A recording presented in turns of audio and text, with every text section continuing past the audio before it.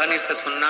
एक प्रश्न हमारे भीतर खड़ा होता है, जब हम सूर्य नारायण भगवान को अर्घ देते हैं, जल चढ़ाते हैं, तो वो जल पृथ्वी पर जब गिरता है तो उसके छींटे हमारे शरीर पर लगते हैं, क्या वो ठीक है? क्या वो श्रेष्ठ है? तो शिव महापुराण की कथा कहती है, जब हम सूर्य को अर्घ देते हैं, सूर्य को जल चढ़ाते हैं, वो पानी जब पृथ्वी पर गिरता है, उसके छींटे हमारे शरीर पर लगते हैं, तो वो श्रेष्ठता का भाव निर्मित करते हैं, वो गलत नहीं हो सकता। कारण अब वो भी समझ लीजिए।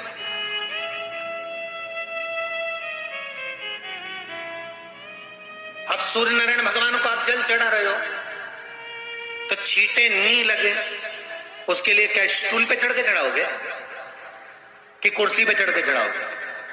अरे बोलो तो सही।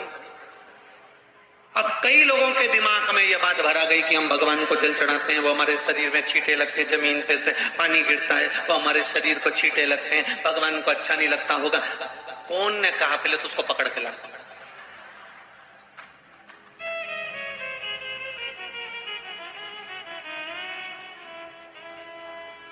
क्योंकि मेरे राम जी महाराज, मेरे भगवान कृष्ण,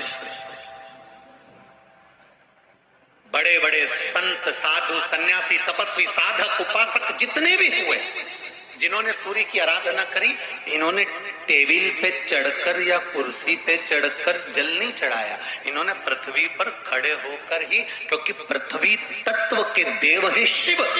जब हम मृत्यु लोक पर खड़े होकर, पृथ्वी पर खड़े होकर भगवान शंकर का भाग पृथ्वी तत्व को धारण कर कर जल को हाथ में लेकर जब समर्पित करते हैं, और जो जल नीचे गिरता है वो शरीर पर अगर लगता है तो हमको उसका आशीर्वाद ही प्राप्त होता है, दोष नहीं लगता। पर लोगों ने इसको विपरीत कर दिया। कि कौन ने विपरीत करा? कई लोगों ने इसको विपरीत कर दिया। कौन ने विपरीत करा? तो जो दूसरे धर्म के लोग होते हैं, जिनको हिंदू धर्म से नफरत होती है और जो हिंदू धर्म की पूजन, सेवा, अर्चना को समाप्त करना चाहते हैं, वो धीरे धीरे धीरे धीरे कहने लगे कि सूर्य को जल चढ़ाओगे तो शरीर में लगेगा, शरीर में लगेगा तो दोष लगेगा। इसको कह कहकर घर घर में सूर्य को जल चढ़ाना लोगों ने बंद कर दिया कि आप जल चढ़ाएंगे तो दोष लगेगा, शरीर पे छींटा लगेगा, शरीर को ऐसा लगेगा।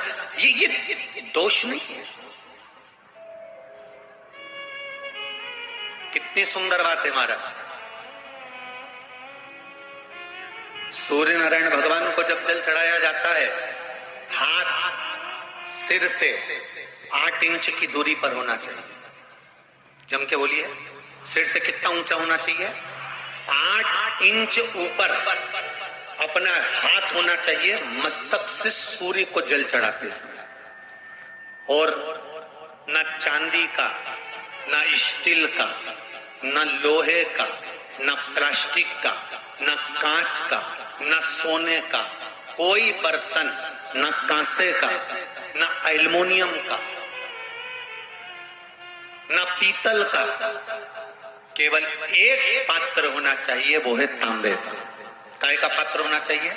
तांबे का पात्र।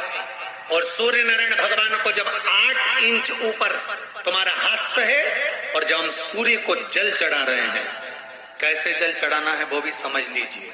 अगर कोई कैंसर का मरीज है, जिसके चेस्ट में कैंसर आ गया हो, लेफ्ट में, राइट में कहीं पर कैंसर आ गया हो, या कोई गठान आ गई हो, तो महाराज आप जल चढ़ाते समय उस जल की धार को सूर्य भगवान को जब चढ़ा रहे हो, तो धार आपकी गठान की ओर जाना चाहिए, जिससे सूर्य की किरण उस जल में से आपके उस स्थान पर पड़े, उस जगह पर पड़े जहां पर गठान है।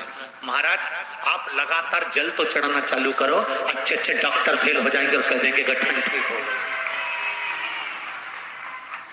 आपका लीवर और किडनी गड़बड़ कर रहा है, आप प्रतिदिन, आपका स्वास्थ्य गड़बड़ रहता है, आप प्रतिदिन ये ज्योतिष शास्त्र के अंतर्गत, रत्न शास्त्र के अंतर्गत ये रत्न शास्त्र, ज्योतिष शास्त्र, रंग शास्त्र जो हमारे यहाँ है, रंगों के हिसाब से ये जितने रत्न होते हैं, माणिक हुआ, सोना, मोती हुआ, नीलम हुआ, मूंगा हुआ, पुखराज हुआ, ये क्यों कहते हैं ये पीला है, ये सफेद है, ये नीला है, ये लाल है, इसको शरीर में क्यों पहनाते हैं? उसका कारण होता है कि जब शरीर में पहनते हैं, सूर्य की किरण उसमें पड़ती है, हमारे शरीर पर वो कलर का इफेक्ट पड़ता है, उस कलर को शरीर पर लगता है, और शरीर पर लगता है तो हमारा शरीर धीरे धीरे, हमारी जो इंद्रियां हैं वो सही होने लगती हैं, काम सही होने लगता है। तो आप कहते हो ना सब में